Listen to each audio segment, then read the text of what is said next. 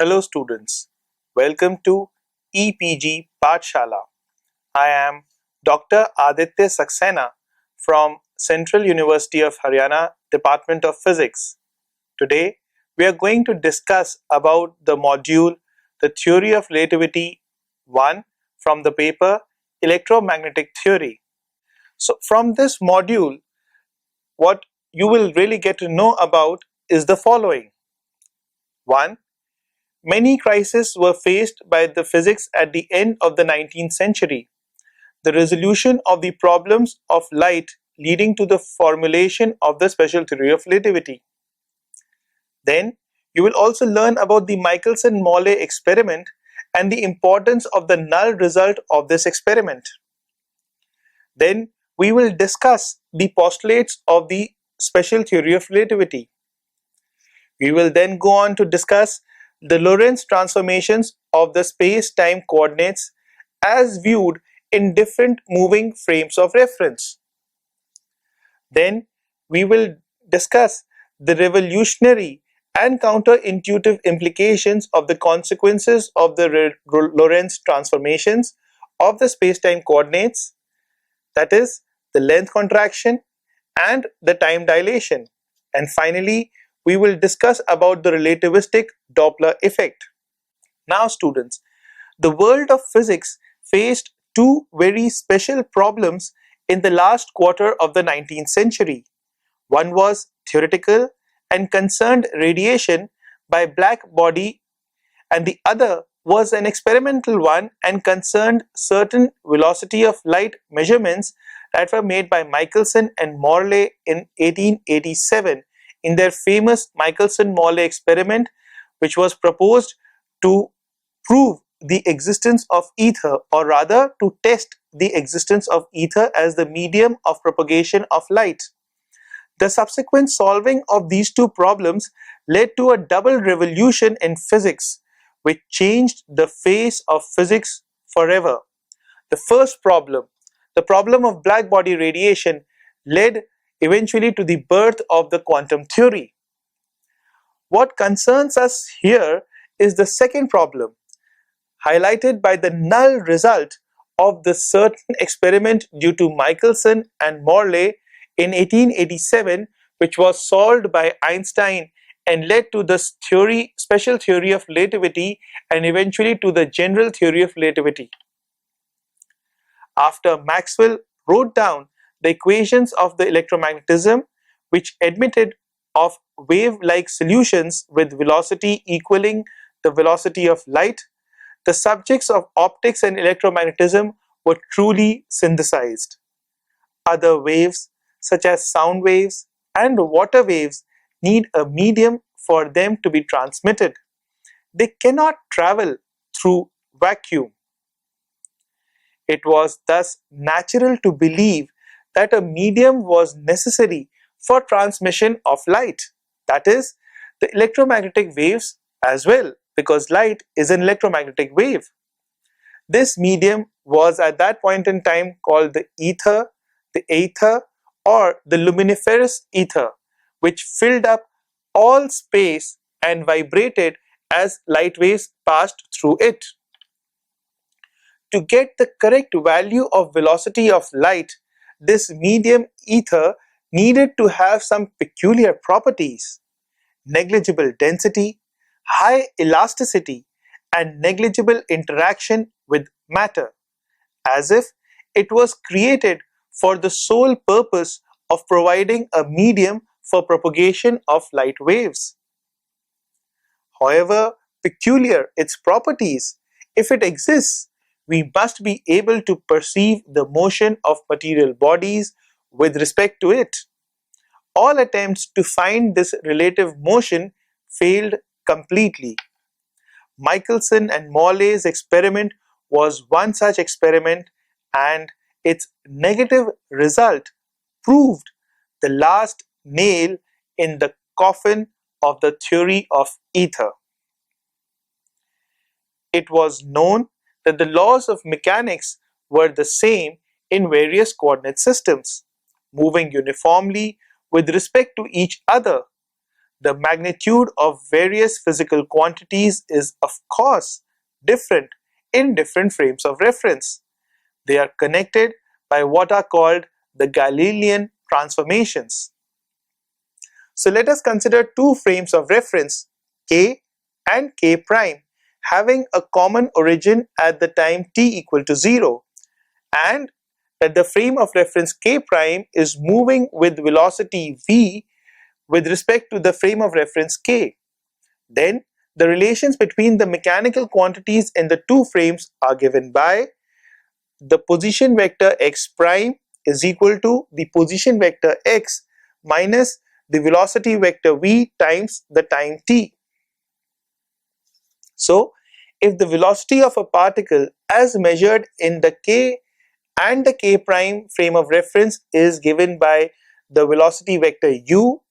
and the velocity vector u prime respectively, then from the above given Galilean transformations, it follows that the velocity vector u prime is equal to the velocity vector u minus the velocity vector v, the well-known relation between the velocities in two moving frames. The Michelson-Molle experiment.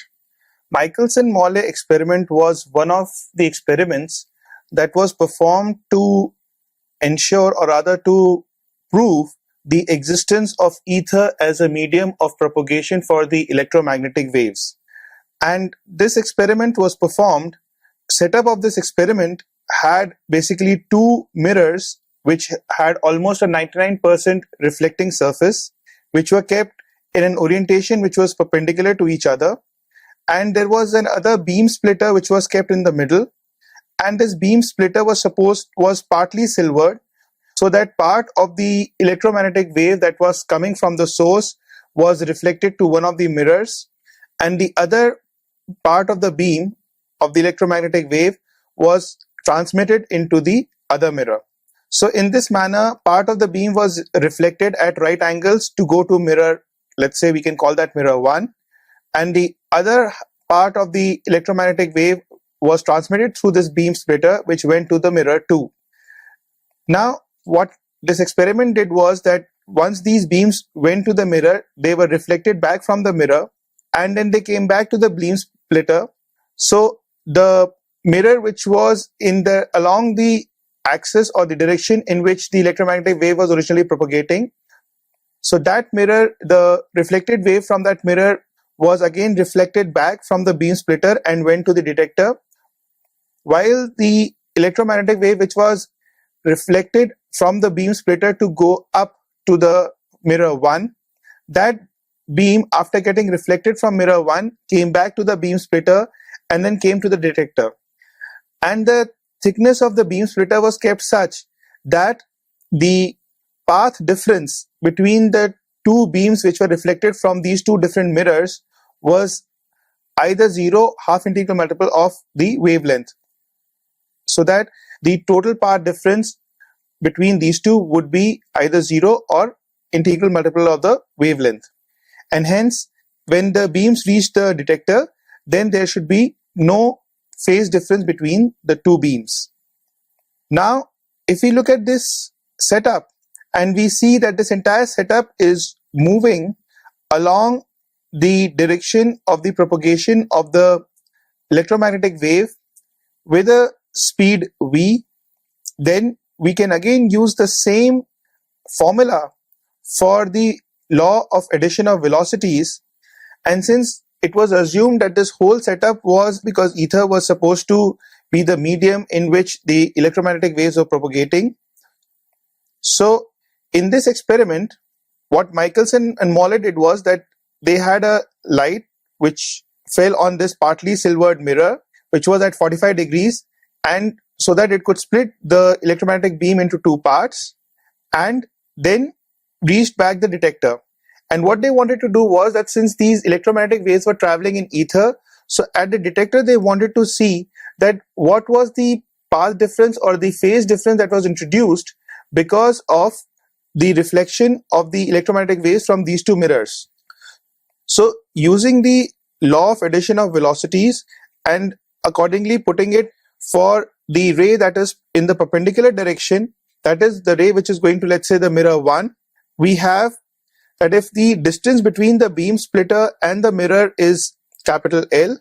and v was the velocity with which the entire experimental setup was moving along the direction of the propagation of the electromagnetic wave, and t was the time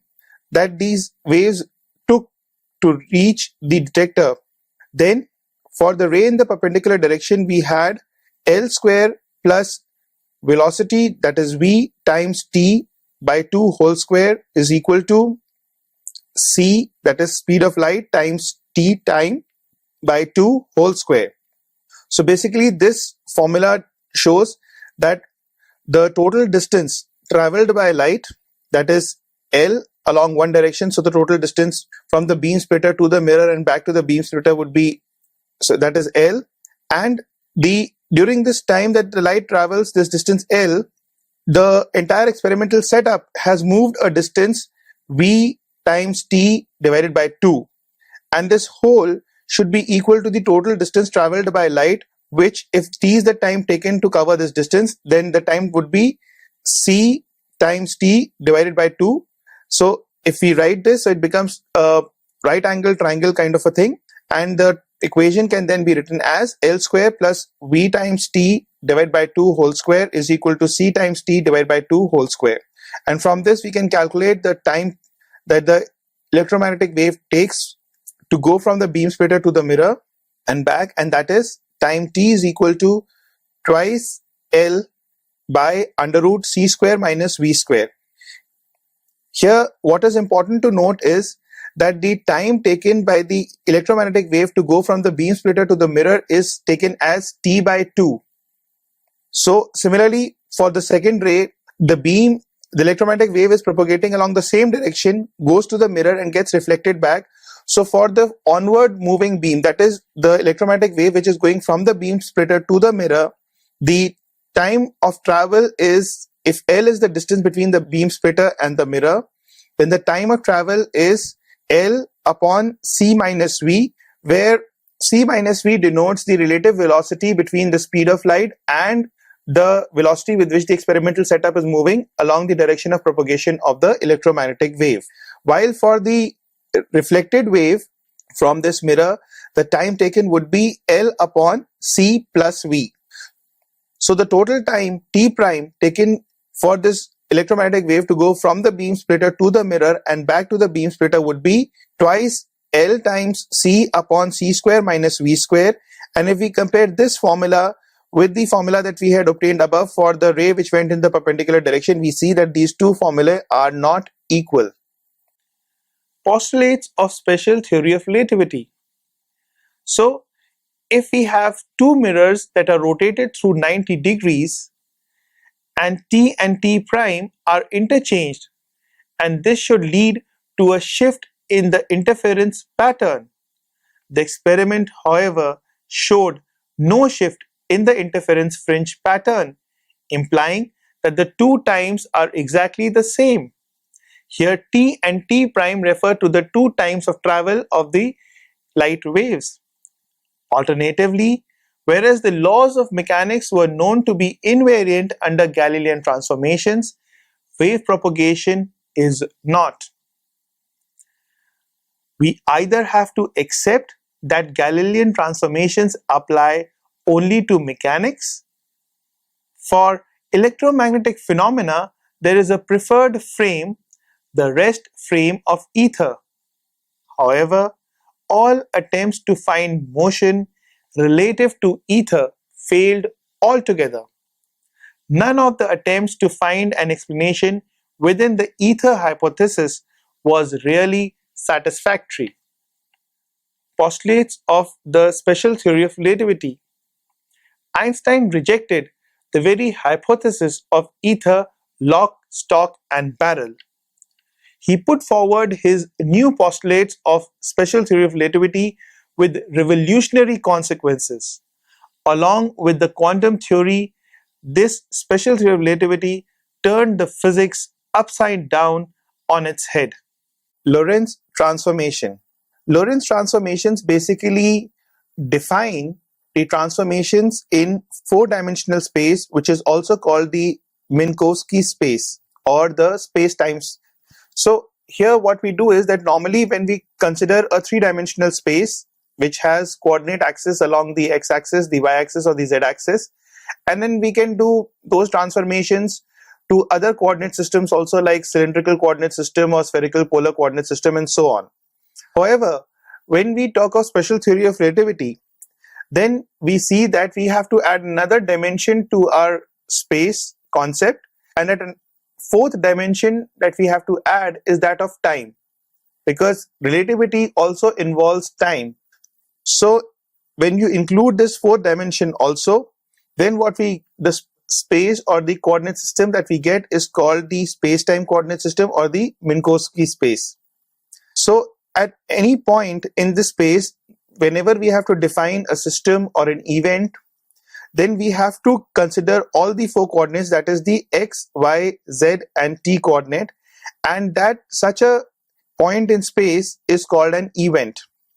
Now let us look at what these Lorenz transformations do. So basically the Lorenz transformations define the transformation from one coordinate system into another coordinate system of various physical quantities.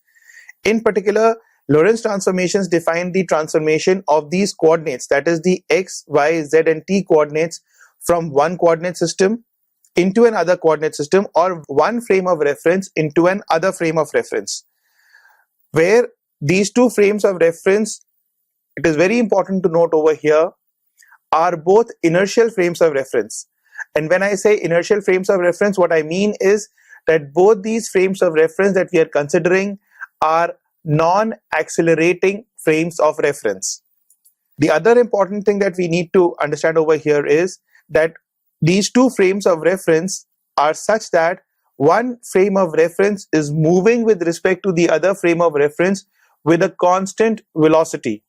So there are these two prerequisites that one needs to keep in mind while discussing Lorenz transformations. Number one, that both the frames of reference that we are considering have to be inertial frames of reference or non-accelerating frames of reference. And secondly, that the relative velocity between one frame of reference and the other frame of reference is constant. Now, let us choose one frame of reference and denote it by k, which has coordinates denoted by x, y, z and t. And let us choose another frame of reference which is denoted by k prime and which has coordinates denoted by x prime, y prime, z prime and t prime.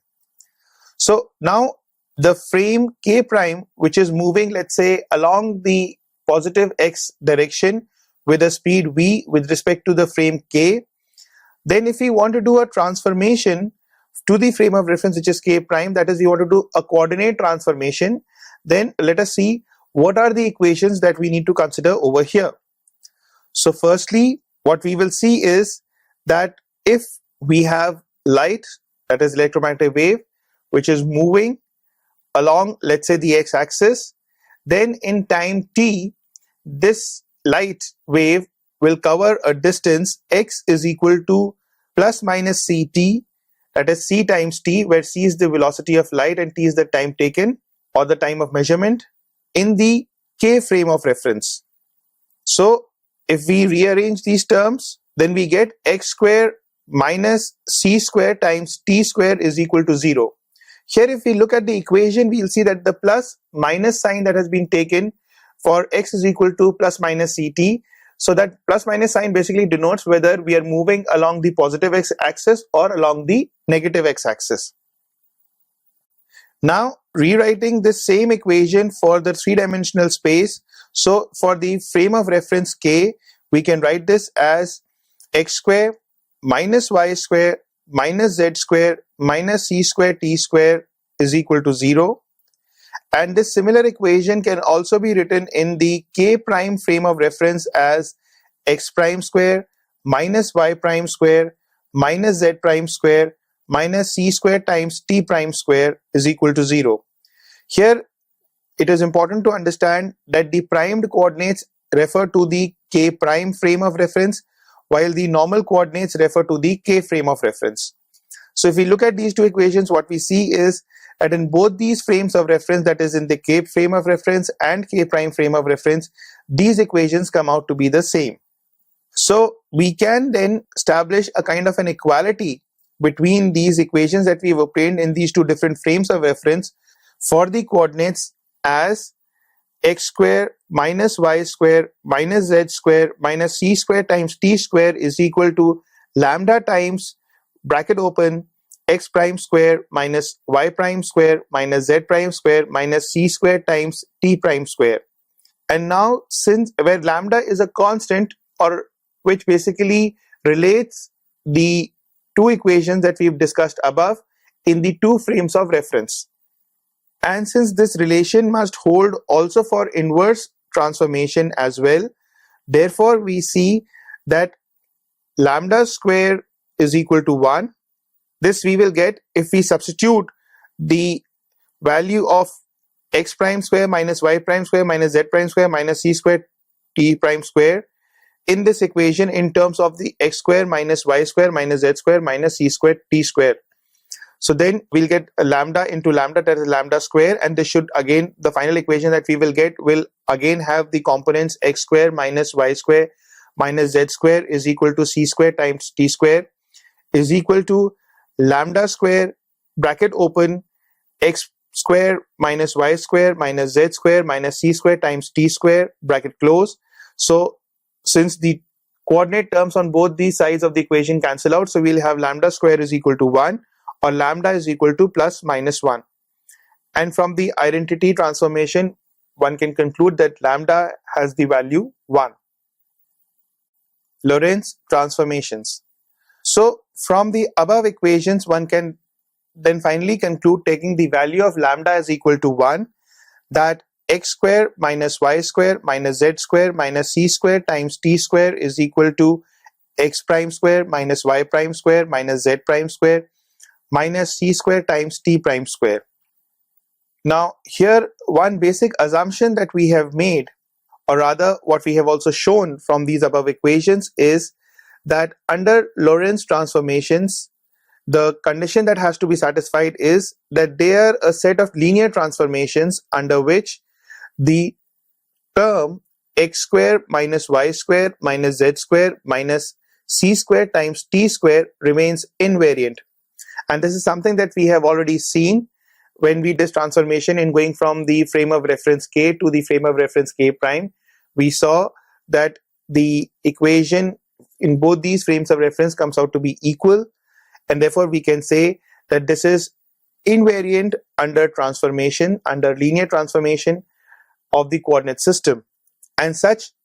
transformations which remain invariant in going from one frame of reference to another frame of reference, such equations are called Lorenz invariant equations. So now let us just consider one dimension in the space, in this four-dimensional space. That is, let us consider only along the x-axis. Then the above equation can then be reduced to x square minus c square times t square is equal to x prime square minus c square times t prime square. Here another important point that we need to note is that while going from one frame of reference to the other frame of reference, we have taken the transformation of, let's say, the x-axis going from x to x prime, the y-axis going from y to y prime, and the z-coordinate going from z to z prime, and the t, that is the time coordinate, going from t to t prime. However, the speed of light c is again invariant under such transformations. So that is another important thing that you need to keep in mind. Now, this equation that we have just seen is like a rotation but with a sign difference. So in order to do a transformation, let us first define a set of transformations that can take the coordinates from one frame of reference to the other frame of reference. So in order to do that, let us write down x prime as being equal to cos hyperbolic of theta whole times x plus sine hyperbolic of theta whole times c times t. Similarly, for the time coordinate, we can write down c times t prime is equal to sine hyperbolic of theta whole times x plus cos hyperbolic of theta whole times c times t. Now let us look at the origin of the frame of reference k prime. So at the origin, the coordinate x prime is equal to 0, while in terms of the frame of reference k, the origin of the frame of reference k prime is at a distance x is equal to vt, or v times t, where v is the speed or the velocity with which the frame k prime is moving along the positive x-axis with respect to the frame k. Hence, from these two above equations, we can write down, so tan hyperbolic of theta is equal to minus v by c, and cos hyperbolic of theta is equal to 1 upon under root of 1 minus v square by c square. These two equations we get when we put x prime is equal to 0 and x is equal to vt in the above two transformation equations that we had defined for x prime and c times t prime. And finally, from the equations of tan hyperbolic and cos hyperbolic, then we can write down the equation for sine hyperbolic, which is given as sine hyperbolic of theta is equal to minus of v by c whole times upon under root of 1 minus v square by c square. Now, if we define beta is equal to v by c and gamma is equal to 1 upon under root 1 minus v square by c square, which is equal to 1 upon under root 1 minus beta square, then the equations for x prime and c times t prime can be written as x prime is equal to gamma times bracket open x minus beta times c times t bracket close, and c times t prime is equal to gamma times bracket open minus beta times x plus c times t bracket close. Lorenz transformations. So these equations that we have defined for x prime and c times t prime are called the Lorenz transformation between two inertial frames of reference. And just like we have defined these Lorenz transformations in going from the frame of reference k to the frame of reference k prime, in a similar manner we can also define the inverse transformations in going from the frame of reference k prime to the frame of reference k. And when we do that, what we have to basically do is that the transformations that we defined for x prime and c times t prime are now to be defined for x and c times t, and these will be defined in terms of the coordinates x prime and c times t prime. Further, if we have to look at the frame of reference k with respect to the frame of reference k prime, then what we see is that the frame of reference k is moving with a speed minus v with respect to the frame of reference k prime along the negative x-axis. So doing these transformations, we can obtain the Lorenz transformations for the coordinates x and c times t in the frame of reference k with respect to the coordinates x prime and c times t prime in the frame of reference k prime as x is equal to gamma times bracket open x prime plus beta times c times t prime bracket close, and c times t is equal to gamma times bracket open beta times x prime plus c times t prime bracket close. So in the four-dimensional space, this special Lorenz transformation in which the relative motion of the two frames of reference is along the x-axis can then be written as, so here the equations that we are going to write down are basically the equations of these coordinate transformations from one frame of reference, that is k, to the other frame of reference k prime. And then we will also be writing down the equations for the coordinate transformations from the frame of reference k prime to the frame of reference k. So when we go from the frame of reference k to the frame of reference k prime, they are called the Lorenz transformations of the coordinate system. And when we go from the frame of reference k prime to the frame of reference k, then they are called the inverse Lorenz transformation of the coordinate system. So the Lorenz transformations can be defined as x prime is equal to gamma times bracket open x minus v times t bracket close. T prime is equal to gamma times bracket open minus v by c square times x plus t bracket close. Y prime is equal to y and z prime is equal to z. Here it is important to note that this y prime is equal to y and z prime is equal to z will only be valid when the frames of reference are moving with respect to each other. That is, let's say the frame of reference k prime is moving with respect to the frame of reference k along the x-axis only.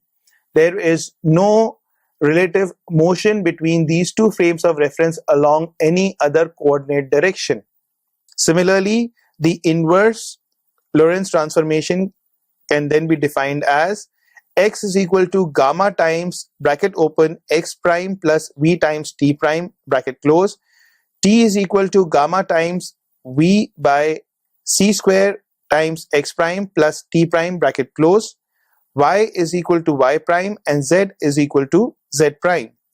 So here again what we see is that the transverse coordinates, that is the coordinates y and z in the k frame of reference and y prime and z prime in the k prime frame of reference, remain unchanged so long as the relative motion between the two frames of reference is only and only along the x-axis. Now, in case of the relative velocity v of the two frames of reference being along a general direction, the resultant Lorenz transformation equations are then given by t prime is equal to gamma times bracket open t minus velocity v dot product or scalar product with coordinate x upon c square is equal to gamma times bracket open t minus vector beta dot product with vector x by c bracket close. X prime vector is equal to x vector plus gamma minus 1 by v square times dot product of vector v with vector x times vector v minus gamma times vector v times time t, and this is equal to vector x plus gamma minus 1 by beta square times within brackets vector b beta dot product with vector x bracket close times vector beta minus gamma times vector beta times time t upon c. And we can then further write this as t prime is equal to gamma times bracket open t minus within brackets vector beta dot product with vector x bracket close upon c whole bracket close vector x prime parallel, that is along the direction of the relative motion, is equal to gamma times bracket open vector x parallel minus beta times c times t bracket close, and vector x prime perpendicular is equal to vector x perpendicular. Here vector x parallel and vector x prime parallel are the components of the coordinate along the direction of the relative motion between the two frames of reference, while the vector x perpendicular and the vector x prime perpendicular are the coordinates along the two transverse directions with respect to the direction of the relative motion between the two frames of reference. O vectors. Now, as we have already been discussing in the Lorenz transformations, that when we have to take into account the special theory of relativity, then we cannot just consider the three-dimensional space, that is the x-axis, the y-axis and the z-axis, but we have to instead consider the four-dimensional space, which also includes the coordinate of time, that is t, x, y and z. So, or in order to make a formulation where we can consider this four coordinate space, we introduce the concept of four vectors, where the coordinates t, x, y and z are denoted by x superscript 0, x superscript 1, x superscript 2 and x superscript 3 respectively. Here, if we try and compare the space-time coordinates with this new coordinate system that we have just introduced, then x superscript 0 is equal to c times t, x superscript 1 is equal to x superscript 2 is equal to y, and x superscript 3 is equal to z. And in this new notation, the Lorenz transformations can then be rewritten as x superscript 0 prime is equal to gamma times bracket open minus beta times x superscript 1 plus x superscript 0 bracket close. X superscript 1 prime is equal to gamma times bracket open x superscript 1 minus beta times x superscript 0 bracket close.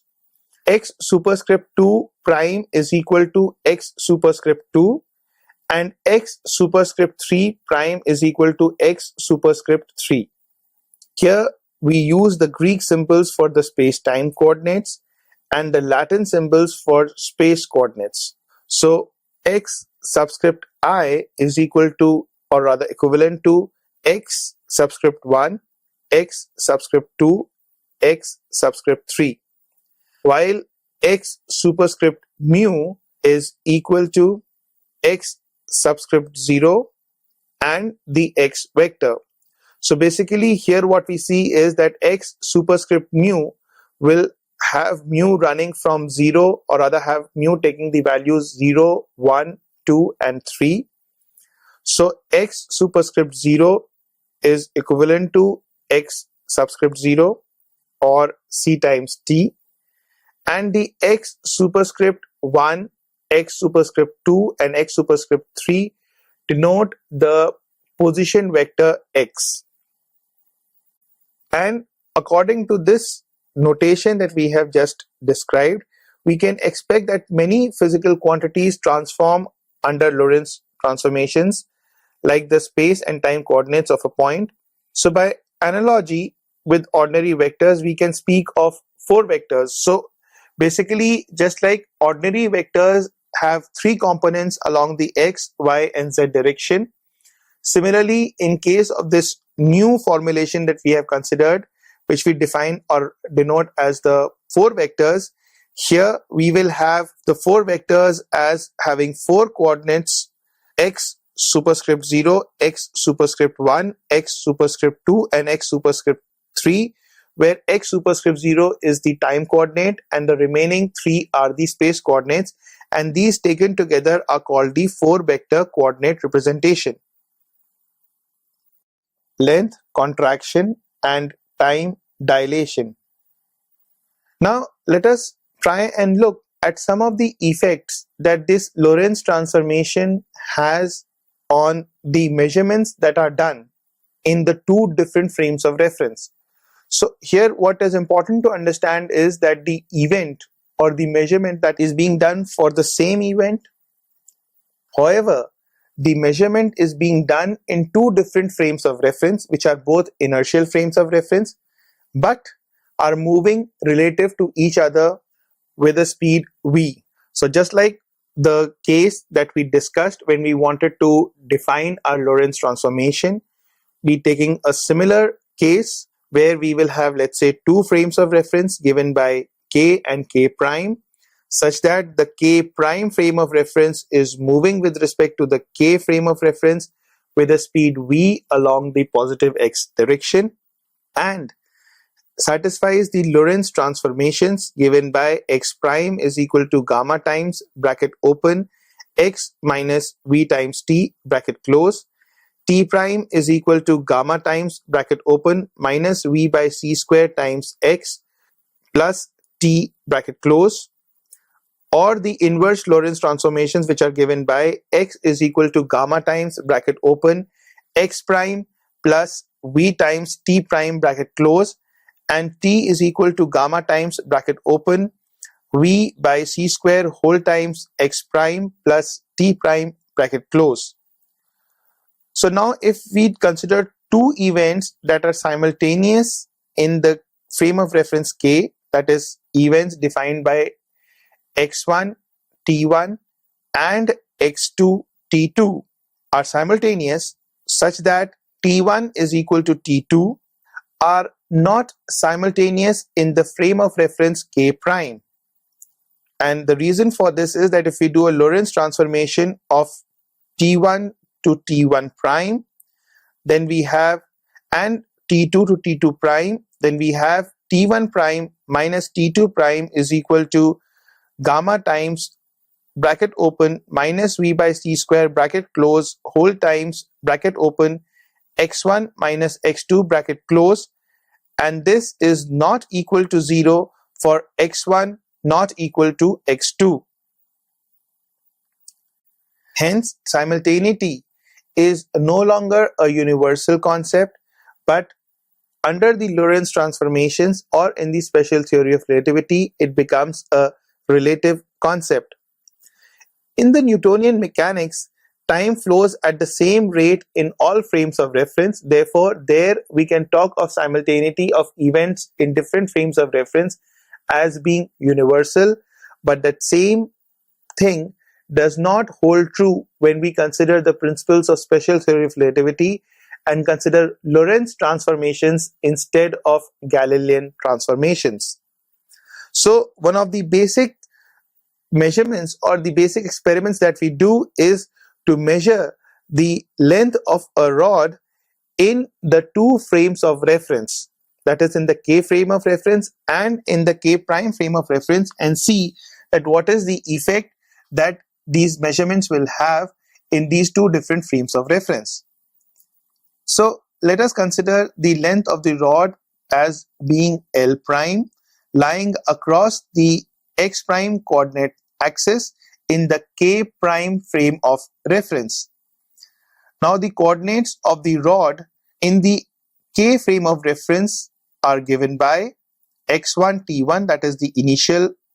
point, and x2 t2, that is the final point.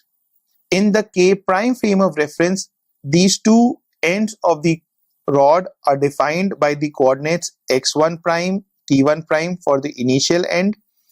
and x2 prime and t2 prime for the farther end or the other end.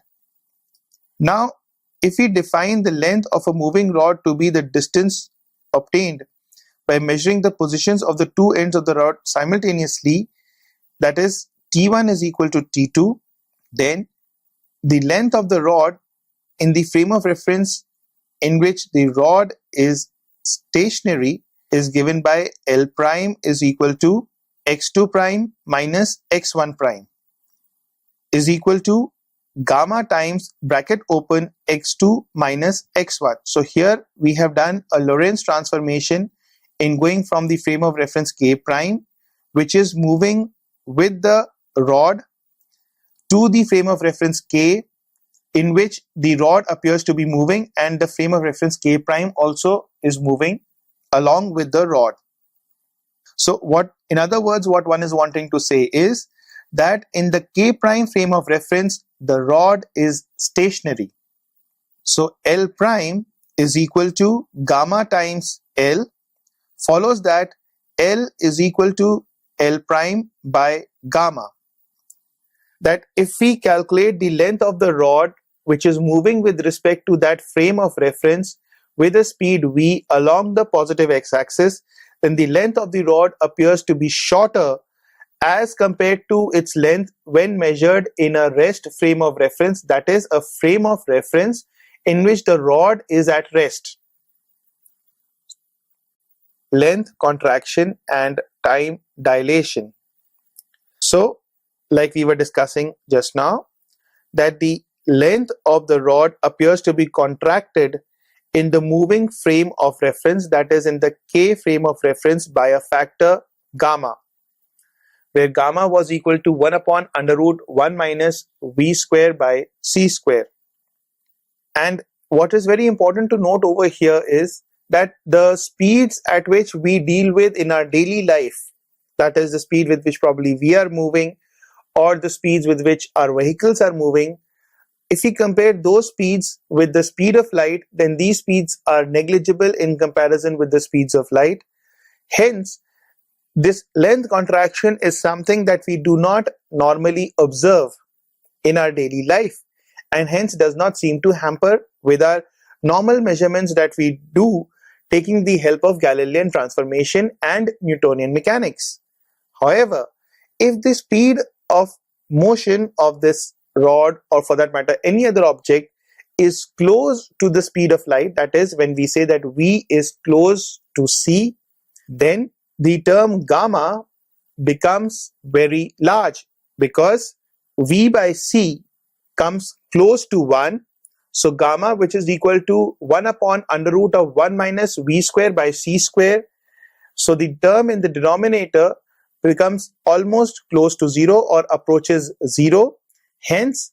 gamma approaches infinity. And for such cases, the length contraction becomes very significant. Now, if we use the inverse transformation, it is easy to see that the rod is stationary in the k frame of reference, will then appear to be contracted in the k prime frame of reference by the same factor gamma. Now let us consider the space-time coordinate systems of a clock to be x1, t1 and x2, t2 in the k frame of reference. So these same coordinates in the k prime frame of reference would be given by x1 prime, t1 prime and x2 prime, t2 prime. Now, if the clock is at rest in the k prime frame of reference, then x1 prime is equal to x2 prime. However, if we use the inverse Lorenz transformations, then t2 minus t1 in the k frame of reference is equal to gamma times bracket open t2 prime minus t1 prime bracket close, or delta t, which is equal to t2 minus t1 is equal to gamma times delta t prime, where delta t prime is equal to t2 prime minus t1 prime. Here delta t is the interval between two events in the moving frame, and delta t prime is the interval or the time interval between the same two events in the rest frame of reference, that is, the frame of reference in which the events are at rest. Thus, from the above equation that we see for the time interval between two events in the moving frame, we see that the time is dilated or expands in comparison to the time measurement done for the same two events in the rest frame of reference. So, just like length contracts in the moving frame of reference, similarly time dilates in the moving frame of reference, and this phenomena of dilation of time in the moving frame of reference is called time dilation. The relativistic Doppler shift. We have already seen, or we already know about the Doppler shift, which basically refers to the change in the frequency of sound waves when approaching or moving away from a source or the observer. The same Doppler shift or Doppler effect is also observed in case of light or the electromagnetic waves. However, in this case, we need to consider the relativistic effects due to the special theory of relativity also, in order to accurately find out that what is the Doppler shift or the shift in the frequencies when these measurements are done from two different frames of reference which are in relative motion with each other, or when the light source and the observer are moving towards each other or moving away from each other. So, the first thing that we need to understand over here is that the relativistic Doppler effect is different from the non-relativistic Doppler effect. Second important fact that we need to take into consideration over here is the time dilation of the special theory of relativity. And the third important aspect that we need to take into consideration is that it does not involve the medium of propagation as a reference point. So again, taking two frames of reference, that is the k frame of reference and k prime frame of reference, which are both inertial and moving relative to each other, and also taking then the Lorenz transformations are given by x is equal to gamma times x prime plus v times t prime bracket close, and t is equal to gamma times bracket open v by c square times x prime plus t prime bracket close, y is equal to y prime, and z is equal to z prime. So from these Lorenz transformations, we can then write down the formulae or the relation for the speed, which is given as derivative of x with respect to time, that is dx by dt, is equal to bracket open derivative of x prime with respect to time t prime, that is dx prime by dt prime, plus v bracket close whole upon bracket open 1 plus v by c square whole times derivative of x prime with respect to t prime, that is dx prime by dt prime bracket close. So a signal source which is placed at the origin and is stationary in one frame of reference, and let us consider another frame of reference which is moving with a speed v along the x-axis or the x prime axis, having its origin O prime, then the source produces two signals at time t1 prime, which is equal to 0, and time t2 prime, which is equal to 1 upon f prime. So if we want to, so basically what we are wanting to do is that at the initial time t1, both the frames of reference are coincident, that is their origins coincide, and then at that subsequent time t2, the two frames of reference are no longer coincident and the k prime frame of reference has moved with respect to the k frame of reference. So the time measurement in the k prime frame of reference would be t1 prime and t2 prime, while the time measurement in the k frame of reference would be t1 and t2. So if we want to define the coordinates of the two events, that is the signal source emitting two signals at these two different points in time, then these coordinates in the k prime frame of reference are given by where 0, 0 refer to the time 0 and the coordinate position 0, and 0 and 1 upon f prime refers to the coordinates after at the later time t2 prime. Similarly, in the k frame of reference, these coordinates appear to be 0, 0 and gamma times v by f prime and gamma by f prime. So here we have done Lorenz transformation to get the coordinates in the k frame of reference. The relativistic Doppler shift. So the period between the pulse in the k frame of reference between these two events is t2 minus t1 plus the time taken by the pulse to travel from x2 to x1. Now the speed of the pulse towards observer in the k frame of reference is minus u prime if we are assuming that the frame of reference k prime was moving with respect to the frame of reference k. Then in the k frame of reference, the speed of the pulse is given by minus u is equal to minus u prime plus v upon 1 plus within brackets minus u prime times v by c square. So here what is important to note is that u is the speed of the pulse in the k frame of reference and u prime is the speed of the pulse in the k prime frame of reference, while v is the speed of the frame k prime moving along the positive x-axis with respect to the frame of reference k, and c is the speed of light. So the time period between the two pulses in the k frame of reference, which is denoted by tau, is equal to t2 minus t1 plus bracket open gamma times v by f prime bracket close whole times bracket open u prime minus v upon 1 minus u prime v by c square bracket close whole inverse. And this is, if you simplify this further, we get tau is equal to gamma by f prime plus gamma by f prime whole times v by u prime minus v whole times bracket open 1 minus v times u prime by c square bracket close, or the frequency of the pulses f as given by f is equal to 1 upon tau is equal to gamma times bracket open 1 minus v by u prime bracket close whole times f prime. Now, if v is much less than c, then it implies that c almost tends to infinity and gamma tends to 1, and this leads to the classical Doppler formula of the frequency f being equal to bracket open 1 minus v by u prime bracket close times f prime.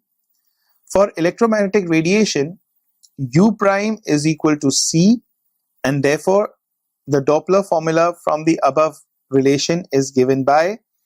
f is equal to f prime times under root of 1 minus beta upon 1 plus beta, where beta is v by c, and follows that lambda, that is the wavelength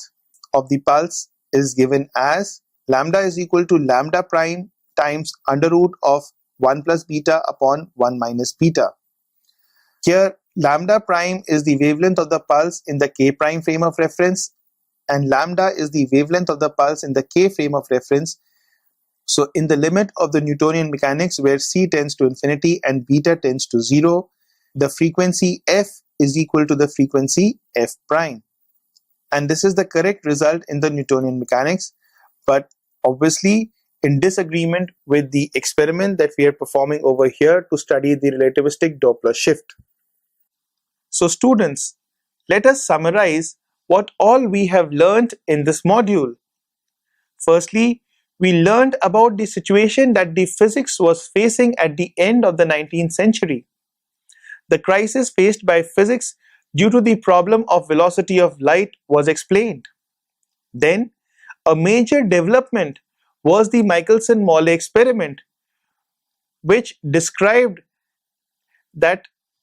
the null result of this experiment showed that ether does not exist, and this experiment led to a paradoxical situation wherein, on the one hand, people were thinking that ether was the medium in which the light waves propagated, but the null result of this experiment proved counterwise. That is, it proved that there was no such medium as ether. So this led to a very peculiar and paradoxical situation for the physicists of those times, and that situation was resolved by Einstein in his theory of relativity, that is the special theory of relativity. So the postulates of the special theory of relativity were then described in this module, and discussing these postulates, one can then lead to a complete paradigm shift in the description of the space-time coordinates. That is, for the first time, this theory took into account not just the 3 space coordinates, but also the time coordinate. Having taken all of these coordinates into account, that is the space-time coordinates into account, we then discussed the Lorenz transformations, which defined the coordinates of events as viewed in the moving frames of reference, which replaced the Galilean transformation of the Newtonian relativity, and showed conclusively that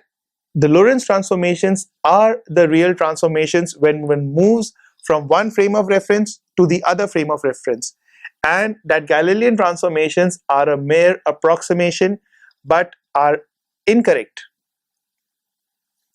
We then discussed the revolutionary and the counterintuitive implications of the consequences of the Lorenz transformations. That is, we saw